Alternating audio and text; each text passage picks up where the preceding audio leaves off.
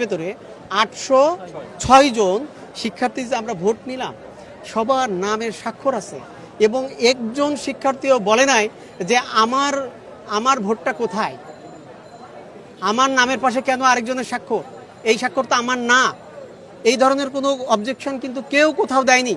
আচ্ছা, পুরো ইউনিভার্সিটিতে আপনি দেখবেন না, টোটাল অর্থাৎ ডকুমেন্টেশন পুরো করেছেন? প্রসেসটা, হ্যাঁ, এবং প্রত্যেকটা জিনিসের ডকুমেন্টেশন আছে।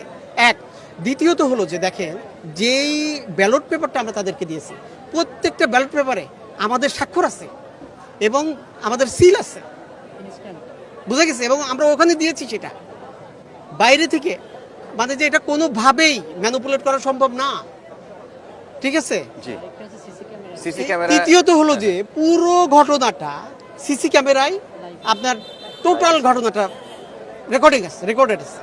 মানে এরকম একটা নিশ্চিত সিস্টেমের ভেতর থেকে যদি কেউ এই ধরনের কথা বলে তাহলে এটা আসলে দুঃখজনক, এবং এটা আমাদেরকে যেই ঘটনাটার কথা মনে করিয়ে দেয় সেটা হচ্ছে যে 5ই আগস্ট পূর্ববর্তী যে বাংলাদেশ ছিল